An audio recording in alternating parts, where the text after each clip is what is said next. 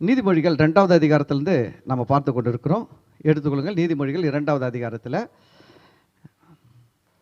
முதல் வசனத்திலிருந்து ஒரு 7 வசனங்கள் வரைக்கும் வாசித்து நம்ம அதிலிருந்து பார்த்து கொண்டிருக்கிறோம்.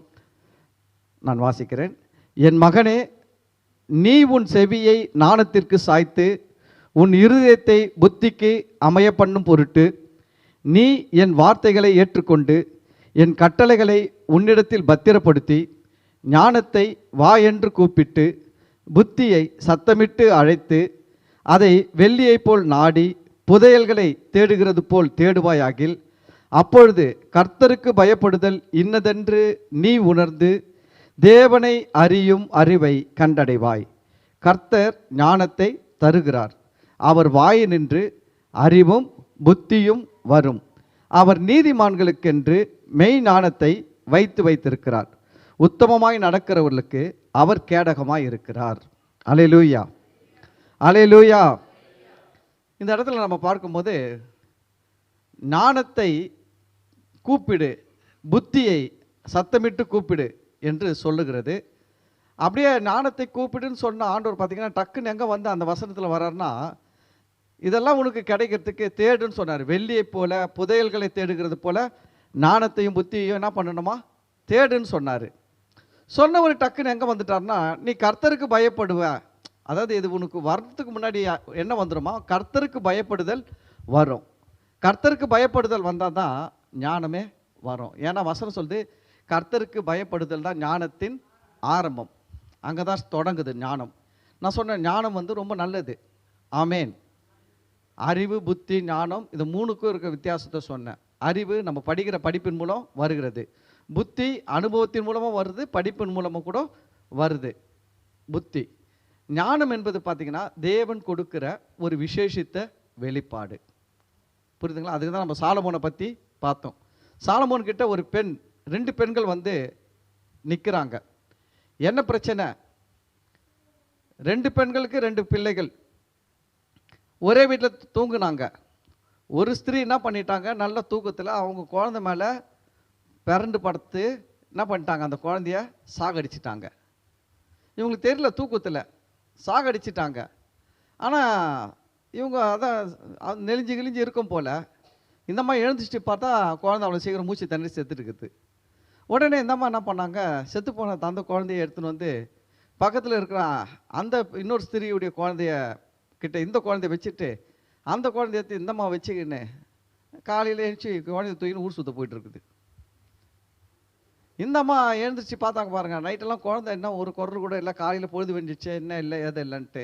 கவனிங்க, இப்போ இருக்கிற மாதிரி அப்போ கிடையாது. இன்றைக்கி வந்து சுவிட்சு போட்டால் லைட் எரியுது, ரூமே வெளிச்சமாகிடுது. அப்போலாம் அப்படி கிடையாது. லைட்டெல்லாம் ஆஃப் பண்ணிவிடுவாங்க, சின்னதாக எரியும், சின்ன குடுவை விளக்கு தான் அது மாதிரி எரியும். அப்போல்லாம் வந்து குடுவை விளக்கு கூட கண்டுபிடிச்சாங்களான்னு தெரியல, ஏதோ பந்தம் வச்சுருந்துருப்பாங்க. ரொம்ப பழைய காலம் இல்லை, கிட்டத்தட்ட ஒரு அந்த சாலமோன் காலம்னு சொல்கிறது பார்த்திங்கன்னா கிட்டத்தட்ட ஒரு 3500 வருஷத்துக்கு முன்னாடி காலம் இல்லை. அப்போ வந்து அவங்க எப்படி இருந்திருப்பாங்க யோசிச்சு பாருங்கள். இருட்டாக இருந்திருக்கும் வீடு. இந்த மாதிரி என்ன பண்ணியிருப்பாங்க, பொழுது வெடிகிற வரைக்கும் வெயிட் பண்ணியிருப்பாங்க. பொழுது வெடிஞ்சு குழந்தைய பார்த்தா குழந்தை முகம் தாய்க்கு தெரியும் இல்லை, என்ன தான் நேற்று பிறந்த குழந்தைய இருந்தால் கூட தாய்க்கு தெரியும். இது அவன் அம்மா குழந்தையே இல்லை, என்ன பண்ணுறதுன்னு தெரியல, என்ன பண்ணுறது ஏது பண்ணுறதுன்னு தெரியல. உடனே அந்த அம்மா சரி இந்த லேடி இருந்தது அந்த குழந்தை மாற்றி வச்சுச்சான்னு பார்த்துட்டு இந்த குழந்தைய பார்த்தா இது செத்துட்டு வேறு இருக்குது. அந்த லேடி அந்த குழந்தைய பார்த்தா காணோம். இந்த மாதிரி கம்ப்ளைண்ட் பண்ணி எடுத்துகிட்டு வந்துட்டாங்க. கேஸ் ஆயிடுச்சு, கம்ப்ளைண்ட் ஆகிடுச்சு. ராஜா தான் ஜட்ஜி, சாலமோன் ராஜா தான் ஜட்ஜி. அவருக்கு முன்னாடி நிற்குது, 2 பேரும் நிற்கிறாங்க. ஒரு குழந்தை உயிரோடு இருக்குது, ஒரு குழந்தை செத்து போயிருக்குது. 2 அம்மாவும் ஒரே குழந்தைக்காக ஃபைட் பண்ணுறாங்க. இதுதான் என் குழந்தை, இதுதான் என் குழந்தை. என்ன பண்ணுறது பாருங்கள், இதுதான் கர்த்தருடைய ஞானம். அப்போ சாலமோன் ராஜா என்ன பண்ணுறாருன்னா, சரி 2 குழந்தைய வச்சுக்கின்னு ஒரு குழந்தைக்கு 2 பெண்கள் என்ன பண்ணுறாங்க, வாதாடுறாங்க. அந்த ஒரு குழந்தைய 2ஆக வெட்டி 2 பேர் கையில் பாதி பாதி கொடுத்துட்ருங்கன்ட்டாரு. உடனே பாருங்க, பெத்த தாய், அந்த குழந்தைய பெத்த தாய் உடனே சொல்கிறாங்க, ஐயோ அப்படிலாம் செஞ்சிடாதீங்க, அந்த குழந்தை எங்கே இருந்தாலும் உயிரோடு இருக்கட்டும், அந்த வெட்டுறக்கிட்ட வேணான்ட்டாங்க. ஆனால் என் தாய் இல்லாதவன் என்ன சொல்கிறேன்னா, அதெல்லாம் வேணாம், நீங்கள் சொன்ன மாதிரி 2ஆக வெட்டுங்க. இதுலேயே என்ன தெரியுது, யார் தாய் யார் பேயின்னு தெரியுது. இது சொல்லுது 2ஆக வெட்டுங்க, வெட்டியா நீ சொன்ன மாதிரி என்ன பண்ண தீர்ப்பின்படியே அவங்ககிட்ட பாதி என்கிட்ட பாதியை கொடுங்க. அப்போ ராஜா சொன்னார், ஒன்றை வெட்ட கிட்ட வேணாம், வெட்ட வேணான்னு சொன்னவ தான் உண்மையான தாய், அவகிட்ட கொடுங்க. இதுதான் கர்த்தர் கொடுக்குற ஞானம். பாருங்க, இதை கேட்ட அந்த ராஜ்யத்தில் இருக்கிற எல்லாருமே வந்து அப்போ தான் ராஜாவாக வந்திருக்கிறாரு. ரெண்டாவது சாலமோன் வேற கொஞ்சம் வாலிப வயசுலேயே ராஜாவாகிட்டார். ரொம்ப வயசாகலாம் ராஜாவாகலை, கொஞ்சம் நல்ல வாலிப வயசுலேயே ராஜாவாகிட்டார். அதனால் வந்து அந்த ஜனங்கள்லாம் வந்து ஒரு மாதிரி அசட்டையாக பார்த்தாங்க. ஏன்னா ஆக்சுவலாக வந்து அந்த அதுக்கு முன்னாடி பார்த்தீங்கன்னா 2 முறை அட்டெம்ப்ட் எடுத்தாங்க. ஒருத்தர் அப்சலோம் அட்டெம்ப்ட் எடுத்தார் ராஜாவா ஆகிறதுக்கு. அதுக்கு அடுத்தது அப்சலோமுடைய சகோதரன் அதோனியா, அவர் ஒரு அட்டெம்ப்ட் எடுத்தார் ராஜாவா ஆகிறதுக்காக. அதனால் தேசத்தில் என்ன நினச்சிருக்கிறாங்க, ஒன்று அப்சலோம் ராஜாவாக வருவார், இல்லை அதோனியா ராஜாவாக வருவார்னு தான் யோசிச்சுருக்கிறாங்க. ஆனால் இங்கே பார்த்தீங்கன்னா சாலமோன் ராஜாவாக வந்த உடனே நிறைய பேர் அதை அங்கீகரிக்கல, ஏற்றுக்கல. ஆனால் ஒன்று சொல்கிறேன் கேட்டுங்க, கர்த்தருக்கு பயப்படுகிற பயம். பாருங்கள், கர்த்தருக்கு பயப்படுகிற பயம் அதை எங்கே காட்டினா தெரியுங்களா சாலமோனு? கர்த்தருக்கு பயப்படுகிற பயன்றதை கர்த்தர் எங்கே பார்க்குறாருன்னா, கொடுக்குற விஷயத்தில் பார்க்கிறார். நம்ம கொடுக்கும்பொழுது தான் கர்த்தர் அதில் தான் பார்க்குறாரு, இவன் எனக்கு உண்மையில் பயப்படுறானா இல்லையா. வேறு எங்கேயும் செக் பண்ணல. 1 மணி நேரம் முட்டிலே நின்னானா, ஜெபத்தில் இருந்தானா, எனக்கு பயப்படுறான், அங்கே செக் பண்ணல அவர். நான் அதெல்லாம் வசனம் கொடுத்தேன், ஞாபகம் இருக்குங்களா உங்களுக்கு? கர்த்தருக்கு பயப்படுதில்ல, கர்த்தர் எங்கே பார்க்குறாரு?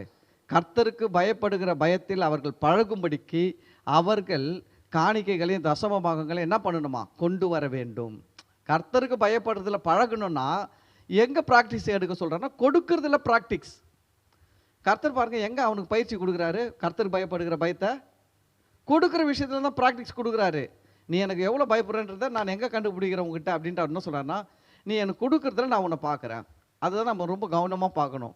நிறைய பேர் பார்த்தீங்கன்னா ஜெபிப்பாங்க, ஆனால் கொடுக்க மாட்டாங்க. ஒரு நாளைக்கு 10 அதிகாரம் சொன்னால் படிப்பாங்க, ஆனால் கொடுக்க மாட்டாங்க.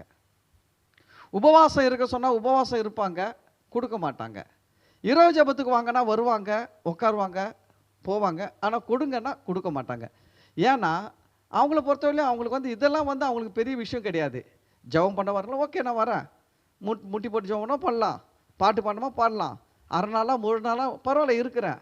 ஆனால் காசு கொடுங்கன்னா ஐயோ அது மட்டும் கேட்டுறாதீங்க, நான் அதுக்கு எவ்வளோ கஷ்டப்பட்டு சம்பாதிக்கிறேன், அதை போய் கொடுத்துக்க சொல்கிறீங்களே. சில பேர் பார்த்தீங்கன்னா ரொம்ப அவங்க நாணமாக பேசுவாங்க. நான் கொடுத்து ஆண்டவர் என்ன பண்ண போகிறாரு நான் கேட்குறேன், அது அவருக்கு தெரியாதா? அவருக்கு தெரியாதுங்களா? நீ கொடுத்து அந்த காசை நான் என்ன பண்ண போகிறேன்னு அவருக்கு தெரியாதுங்களா? அப்போ கொடுக்க சொன்னவர் யார்? பைபிள் எழுதி வச்சு நான் எழுதி வச்சு பேசுகிறேன்னா, அவர் எழுதி வச்சு இதை பேசுகிறேன்னா, அவர் எழுதி வச்சது தானே பேசுகிறேன். அப்போ கொடுக்க சொன்னவரை விட நீங்கள் பெரிய ஞானி அப்படி கேட்குறவங்க சில பேர் சொல்லுவாங்க. நான் பார்த்துக்கிறேன், நிறைய மக்கள் பார்க்கும்போது சில மக்கள் பேசும்போது சொல்லுவாங்க, பாஸ்டர் நான் கொடுக்குற அந்த 50 ரூபாயில் 100 ரூபாயில் தான் எதனா ஆகிடுமா? இல்லைங்க, கர்த்தர் பைபிளில் பாருங்கள், அதெல்லாம் ஆண்டவர் எழுதி வச்சுக்கிறாரு. நிறைய பேர் காணிக்க போட்டாங்க. அதில் ஒரு ஏழை விதை 1 காசுக்கு சமமான 2 காசை போட்டாங்க. அந்த 1 காசுக்கு சமமான 2 காசை போட்ட ஏழை விதவையை கர்த்தர் பாராட்டினார். பாருங்க, ஆண்டவர் வந்து பெரிய பெரிய நிறைய போட்டு உன்ன பாராட்டலைங்க.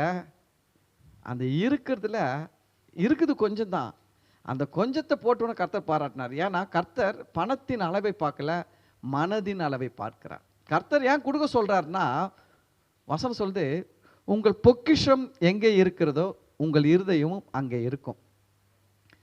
நம்ம ரொம்ப அழகாக கிறிஸ்தவங்களாம் சொல்லுவோம், ஆண்டவர் உங்ககிட்ட இருக்கிற வெள்ளி கேட்கல, பொண்ணை கேட்கல, உங்ககிட்ட இருக்கிற சொத்தை கேட்கல, சுகத்தை கேட்கல, உன் இருதயத்தை தான் கேட்குறாரு. சொல்கிறோமா சொல்றீங்களா சுவிசேஷம் சொல்லும் போது? ஆனால் மனுஷனுடைய இருதயம் எங்கே இருக்குது? பைபிள் வசனம் சொல்லுது, அவன் பொக்கிஷத்தில் தான் அவன் இருதயம் இருக்குது. பொக்கிஷம் எது? பொக்கிஷம் எங்கே இருக்குது? பீரோக்குள்ளே இருக்குது பொக்கிஷம். பொக்கிஷம் எங்கே வச்சிருக்கிறான்? பீரோக்குள்ளே வச்சிருக்கிறான், பேங்க் அக்கௌண்ட்டில் வச்சிருக்கிறான் பொக்கிஷத்தை. அப்போது இருதயம் எங்கே இருக்குது யோசிச்சு பாருங்க. ஒரு மெசேஜ் வரட்டும், என்ன மெசேஜ் வரட்டும்? உங்கள் அக்கௌண்ட்லேருந்து திடீர்னு 10,000 ரூபாய் எடுக்கப்பட்டு இருக்குது அப்படின்னு ஒரு மெசேஜ் வரட்டும். அந்த மனுஷன் எப்படி ஆகிறான் பாருங்க. இப்போ சர்ச்சில் உட்காந்துருப்பார், திடீர்னு ஒரு மெசேஜ் உங்கள் அக்கௌண்ட்லேருந்து 10,000 ரூபாய் எடுத்துட்டாங்கன்னா சர்ச்சில் உட்காந்துருப்பான்னு நினைக்கிறீங்களா? கடகடன் வெளில போவார். வெளில போய் என்ன அந்த மெசேஜை பார்த்துட்டு யாருக்கு கால் பண்ணோம்? ஃப்ரெண்டுக்கு, இந்த மாதிரி வந்துச்சுடா மெசேஜ், யார் எத்தனை தெரியலடா, என்ன பண்ணலாம்? என்னாச்சு? சர்ச்சில் உட்காந்துருந்தீங்க, ஆராதிச்சுன்னு இருந்தீங்க, வார்த்தையை கேட்டிருந்தீங்க, ஏன் திடீர்னு ஓடிட்டீங்க? 10,000 ரூபாய் தானே, போனால் போதுன்னு விட்டுற வேண்டியதானே? ஏன்னா இருதயம் எங்கே இருக்குது தெரியுமா? பொக்கிஷத்தில் இருக்குது. பொக்கிஷம் எங்கே இருக்குது? பேங்க் லாக்கரில், பேங்க் அக்கௌண்ட்டில், இல்லைன்னா வீட்டில் இருக்கிற பியூரோவில் இருக்குது.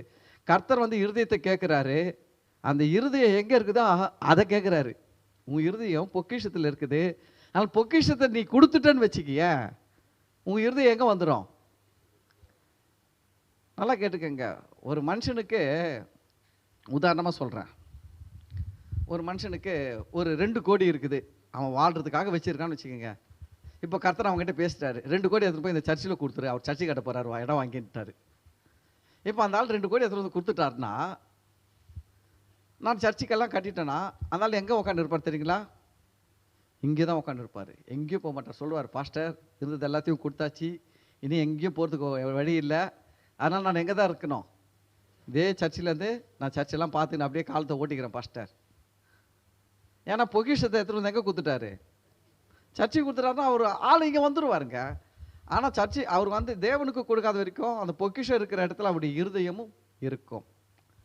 பாருங்க, கர்த்தர் வந்து கர்த்தருக்கு பயப்படுதல அவர் எங்கே பார்க்குறாரு ஒரு மனுஷங்கிட்ட அப்படின்னா, அவனுடைய பொருத்தனைகளில் பார்க்கல. அவன் எப்படி என்ன ட்ரெஸ்ஸு போட்டிருக்கிறான். நம்ம மனுஷங்க பாருங்கள், நம்ம தோற்றத்தின்படி தீர்ப்பு செய்வோம். நம்ம வெளி தோற்றத்தின்படி தீர்ப்பு செய்வோம். வெளி தோற்றத்தின்படி எப்படி தீர்ப்பு செய்வோம்? வெள்ளை ஜிப்பா போட்டிருந்தா ரொம்ப பரிசுத்தமான பாஸ்டர். கலர் சட்டெல்லாம் போட்டிருந்தா கொஞ்சம் தெரியல, பரவாயில்ல, பார்க்கலாம், வெயிட்டிங் லிஸ்ட்டில் வைப்போம். வெள்ளை ஜிப்பா போட்டிருந்தா கன்ஃபர்மேஷனில் கொடுத்துருவோம். இல்லை கவனிங்க, அதுதான் ஆண்டவர் சொன்னார், உடையின் அடிப்படையில் தீர்மானிக்கக்கூடாது, அவனவனுடைய கனிகளினால அவனவனை அறிவீர்கள். எப்படி சொல்கிறான்னா, கனினா என்ன? அவனுடைய குணத்தை பாரு, அதுதான் முக்கியம். அவன் எப்படி இருக்கிறான்னு பாரு. இன்னும் கூட சொல்கிறேன் கேட்டுங்க, சர்ச்சை பற்றி நீங்கள் முடிவு பண்ணனா வேத வசனத்தை பாஸ்டர் எப்படி போதிக்கிறாங்க அதுதான் முக்கியம். உங்களுக்கு எப்படி போதிக்கிறாங்க வசனத்தை அது பாருங்கள், கரெக்டாக போதிக்கிறாங்களா? சாபம் போட்டு போதிக்கிறது நல்ல போதனையே கிடையாது. நான் சொல்கிறேன், நீங்கள் போகிற சபையில் சாபம்னு சொன்னாங்கன்னா தயவு செஞ்சு அது நல்ல போதனையே கிடையாது. ஏன்னா சாபத்தை சுமந்து தீர்த்து இருக்கிறாரு இயேசு. அவர் தீர்த்ததை நான் வந்து உங்களுக்கு சாபம் போட்டு உங்கள் தலைமையில் கொண்டு வந்தேன்னா அப்போ நான் அவருக்கு ஊழியம் செய்யலை, வேறு யாருக்கும் ஊழியம் செய்கிறேன்னு அர்த்தம். ஆமேன். சரி, இப்போ இந்த இடத்துல கர்த்தர் சொல்கிறாரு, கர்த்தருக்கு பயப்படுகிறதுல பழகும்படிக்கு நீ கொடுக்கணும் அப்படின்னு சொல்லிட்டு பேசினார். இப்போ நம்ம அந்த கர்த்தருக்கு கொடுக்குறத பற்றி போன வாரம் பேசணும்.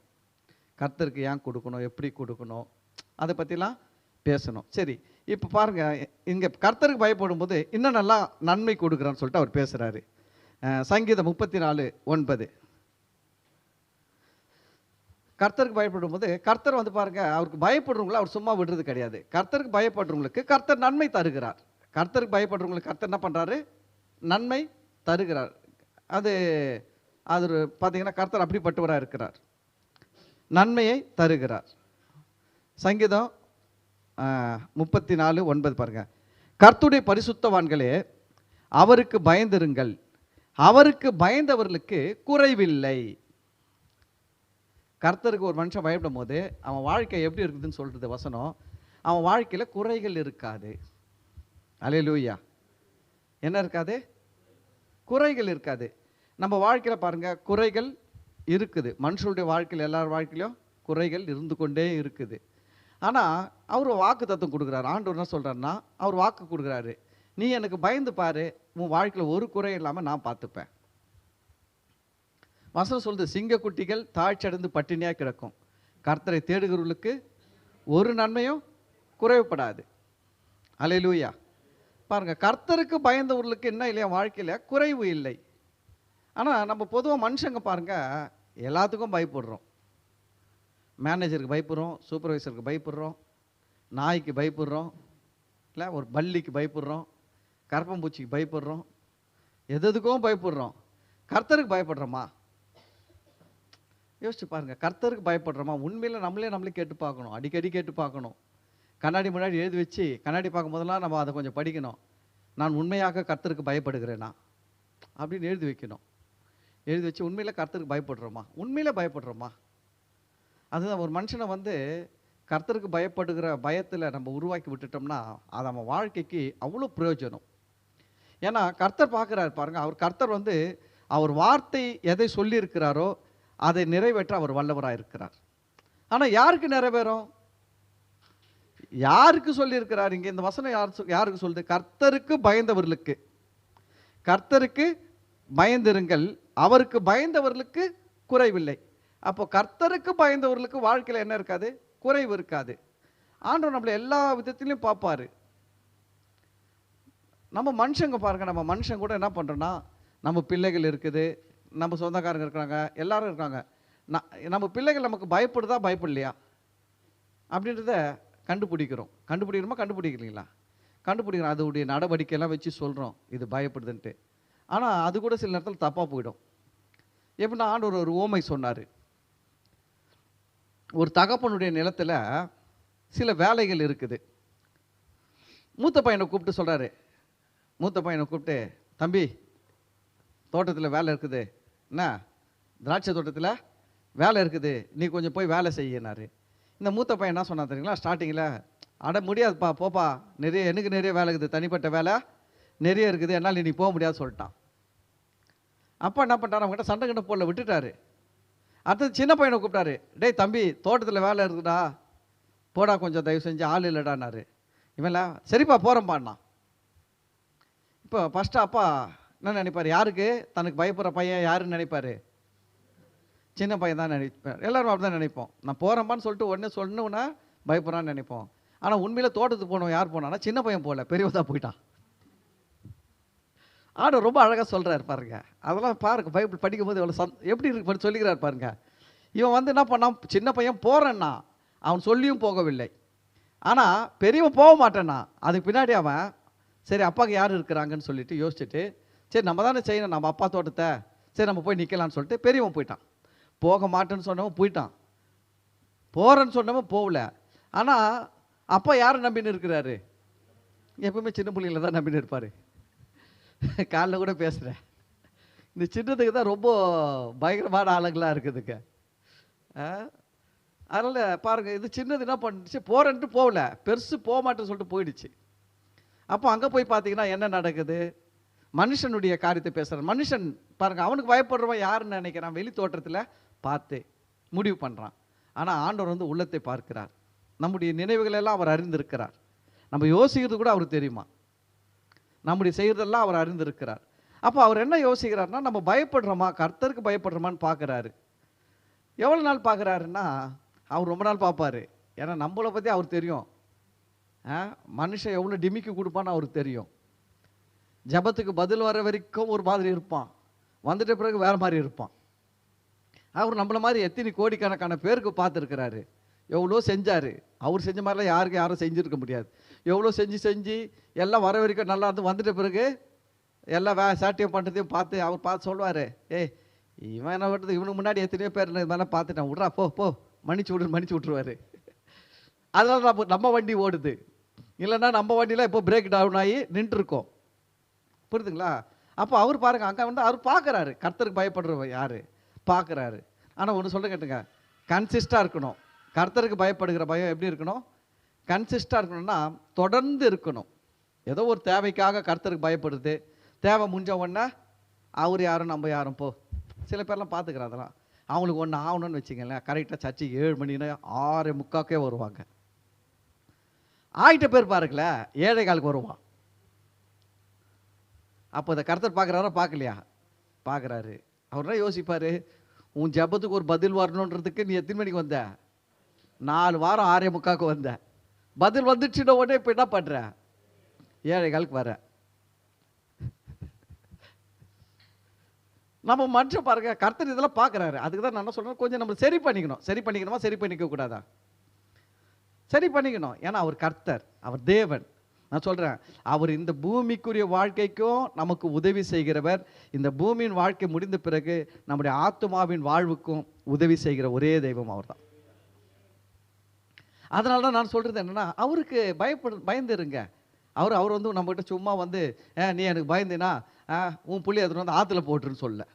சில தெய்வங்களுக்காக போய் பாருங்கள், கங்கை நதியில் எத்தனையோ குழந்தைகளை தாய்மார்கள் அழுது கொண்டு குழந்தைகளை கங்கை நதியில் போட்டுடுறாங்களாம். தெரியுங்களா உங்களுக்கு? நீங்கள் போய் பாருங்கள், கொஞ்சம் கங்கா நதியெலாம் போகிற இடத்துலலாம் போய் பாருங்கள், நார்த் சைட்லலாம் எத்தனையோ குழந்தைகள், உயிரோடு இருக்கிற குழந்தைகளை கங்கை நதியில் போட்டுடுறாங்களாம் சாமிக்கு. ஏன்னா நான் சாமிக்கு பயப்படுறவன்னு சொல்லிட்டு என்ன பண்ணணும், காட்டணும் அப்படின்ட்டு. நான் சொல்கிறேன், இந்த ஆண்டவர் அப்படி உங்ககிட்ட இருக்கிற எந்த நல்லதையும் கேட்குறவர் கிடையாது.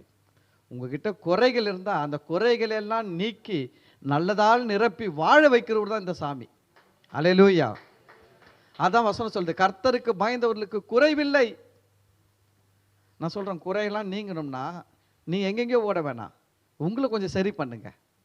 நான் கர்த்தருக்கு பயப்படுறதுல என்ன பண்ணணும், நல்லா சரியாக்கணும். அதை சரி பண்ணாலுமே இந்த குறையெல்லாம் சரியாயிடும். அல்லேலூயா. சரி, ரெண்டாவது பாருங்க, பிரசங்கி 8வது அதிகாரம் 12வது வசனம்.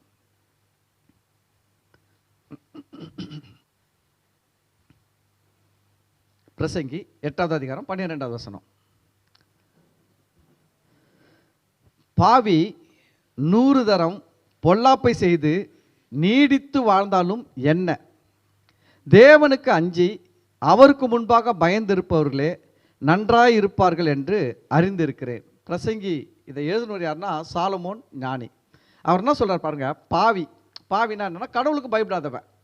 பாவி நீங்கள் யார் அவர் மென்ஷன் பண்ணார்னா கடவுளுக்கு பயப்படாதவன். இந்த இங்கே வந்து 2 பேரை பற்றி பேசுது. ஒருத்தன் கடவுளுக்கு பயப்படாதவன், இன்னொன்று கடவுளுக்கு பயப்படுறவன். கடவுளுக்கு பயப்படாதவனை பற்றி என்ன சொல்கிறாரு, அவனை பாவின்னு சொல்கிறாரு. ரெண்டாவது, 100 தரம் பொல்லாப்பு செஞ்சு நீடித்து வாழ்ந்தாலும் என்ன சொல்கிறாருன்னா, எப்போ பார்த்தாலும் அநியாயம் அக்கிரமம் பண்ணி அவன் ரொம்ப நாள் உயிரோடு வாழ்ந்தால் என்ன அப்படின்றார். அப்படின்னா என்னென்னா, இவர் பார்த்துருக்கிறார் லைஃப்பில், இவர் நிறைய பார்த்துருக்கிறார். சாலமோன் ஞானி தெரியுங்களா உங்களுக்கு? இவர் பால்கனியில் உக்காந்துக்கின்னு ரோட்டு ஓரமாக எந்த பொம்பளை என்ன பண்ணுறான்னு பார்த்து எழுதி வச்சுக்கிறாரு. நீங்கள் பைபிள் படிச்சு பாருங்க, நீதிமொழிகள் இருக்குதுங்க. நான் அவளை பார்த்தேன், அவள் கால்கள் வீட்டில் தரித்திருக்கிறதில்லை, சில வேளையில் வீதியில் இருப்பாள், சில வேளையில் தெரு சந்தியில் இருப்பாள். இப்போ என்ன பண்ணிக்கிறார் இவர், அரண்மனையில் உட்காந்துக்கிட்டு பென்சில் பேடவே வச்சுக்கிட்டு எழுதுறாரு. சொல்கிறாரு.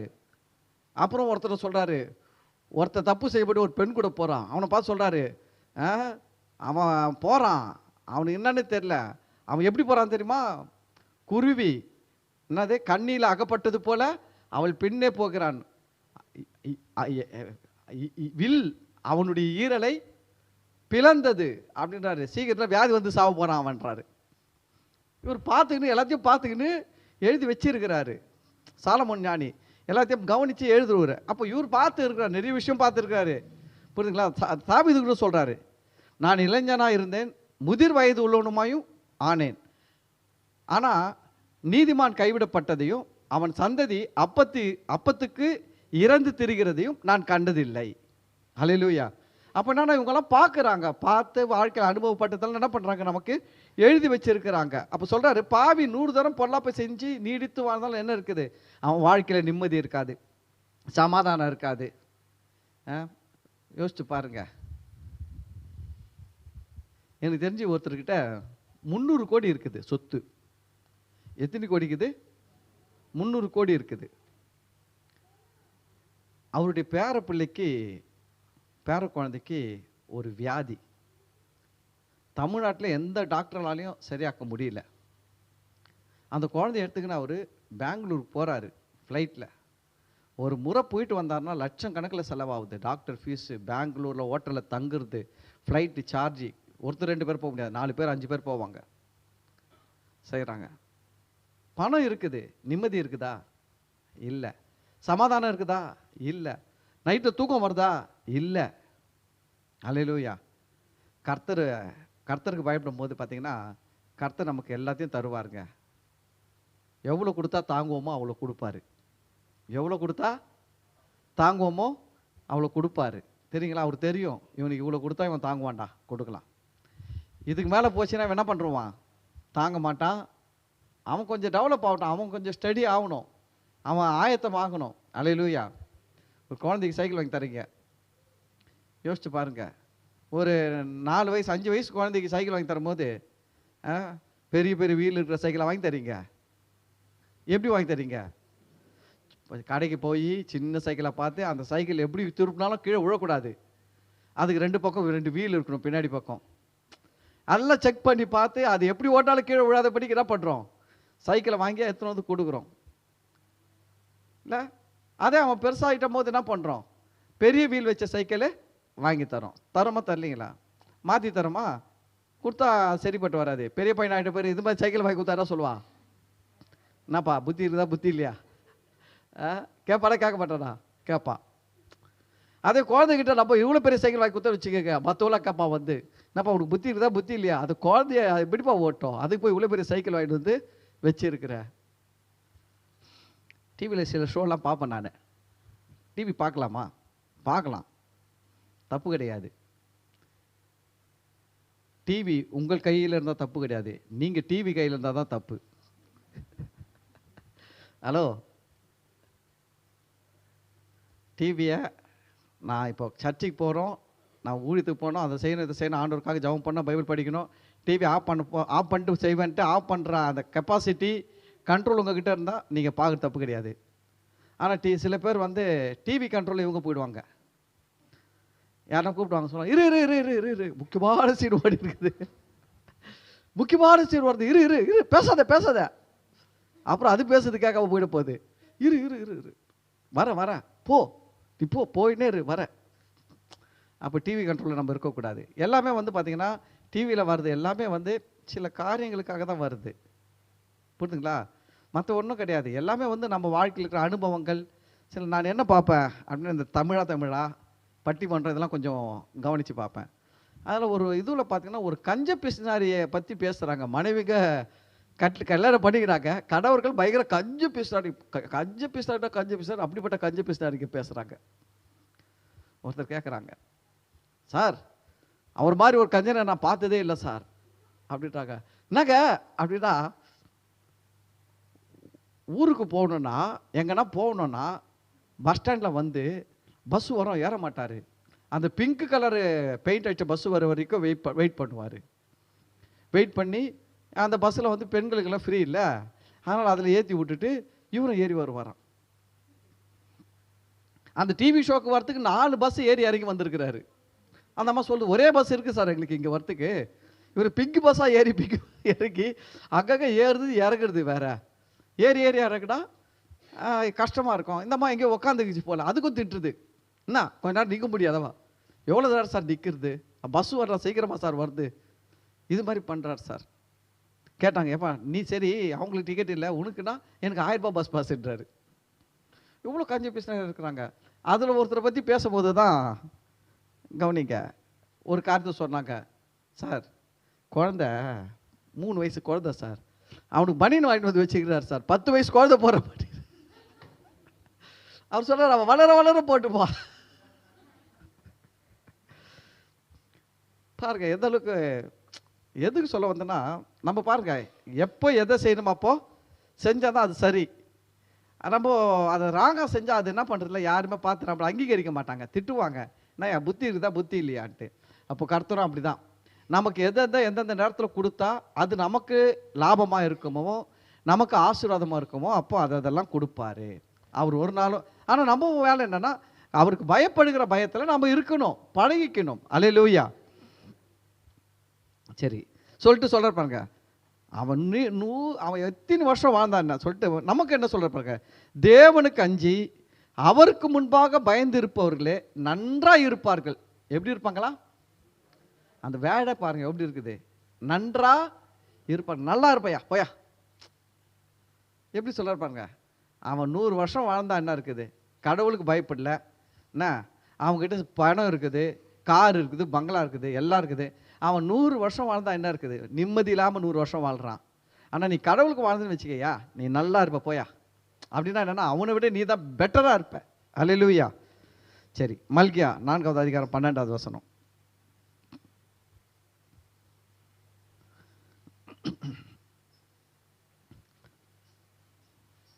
நான்காவது அதிகாரம் 12வது வசனம் பாருங்க. ஆனாலும் என் நாமத்துக்கு பயந்திருக்கிற உங்கள் மேல் நீதியின் சூரியன் உதிக்கும், அதன் சட்டைகளின் கீழ் ஆரோக்கியம் இருக்கும், நீங்கள் வெளியே புறப்பட்டு போய் கொழுத்த கன்றுகளைப் போல வளருவீர்கள். அல்லேலூயா. 4:12 சொல்கிறார் பாருங்க. Sorry 4:2 sorry 4:2.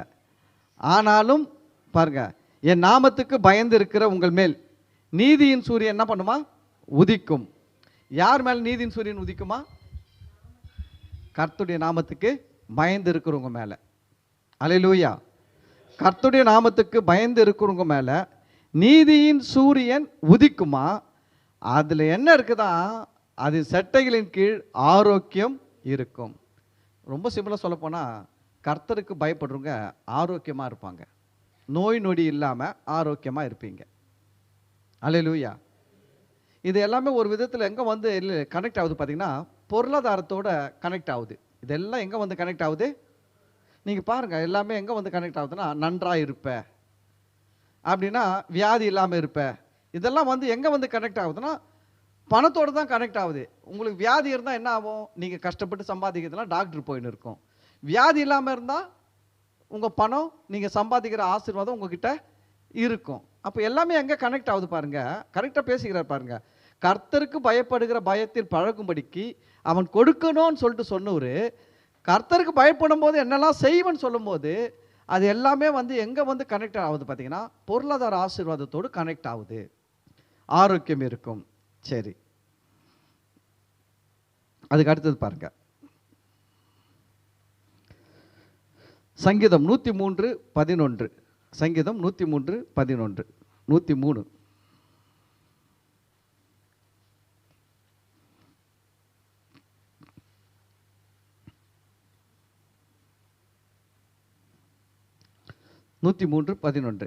பூமிக்கு வானம் எவ்வளவு உயரமா இருக்கிறதோ அவருக்கு பயப்படுகிறவர் மேல் அவருடைய கிருபையும் அவ்வளவு பெரிதாய் இருக்கிறது.